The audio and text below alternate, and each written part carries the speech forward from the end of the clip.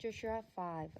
Now when all the Amorite kings west of the Jordan and all the Canaanite kings along the coast heard how the Lord had dried up the Jordan before the Israelites until they had crossed over, their hearts melted in fear, and they no longer had the courage to face the Israelites. Circumcision and Passover at Gilgal. At the time the Lord said to Joshua, "Make flint knives and circumcise the Israelites again." So Joshua made flint knives and circumcised the Israelites at Gibeah Haaraloth. Now this is why he did so. All those who came out of Egypt, all the men of military age, died in the wilderness on the way after leaving Egypt. All the people that came out had been circumcised, but all the people born in the wilderness during the journey from Egypt had not. The Israelites had moved about in the wilderness 40 years until all the men who were of military age when they left Egypt had died, since they had not obeyed the Lord.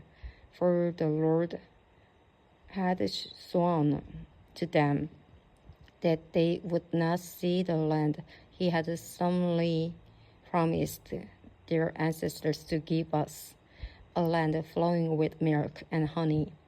So he raised up their sons in their place, and these were the ones Joshua circumcised. They were still uncircumcised because they had not been circumcised on the way. And after the whole nation had been circumcised, they remained where they were in camp until they were healed. Then the Lord said to Joshua, "Today I have rolled away the reproach of Egypt from you." So the place has been called Gilgal to this day. On the evening of the first day, 14th day of the month, while camped at Gilgal on the plains of Jericho, the Israelites celebrated the Passover. The day after the Passover, that very day, they ate some of the produce of the land, unleavened bread, and roasted grain. The manna stopped the day after they ate this food from the land. There were no longer any manna for the Israelites, but that year they ate the produce of Canaan. The fall of Jericho. Now when Joshua was near Jericho, he looked up and saw a man standing in front of him with a drawn sword in his hand. Joshua went up to him and asked, "Are you for us or for our enemies?"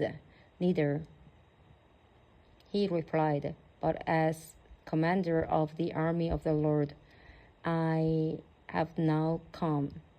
Then Joshua fell face down to the ground in reverence and asked him, "What message does my Lord have for his servant?" The commander of the Lord's army replied, "Take off your sandals, for the place where you are standing is holy." And Joshua did so.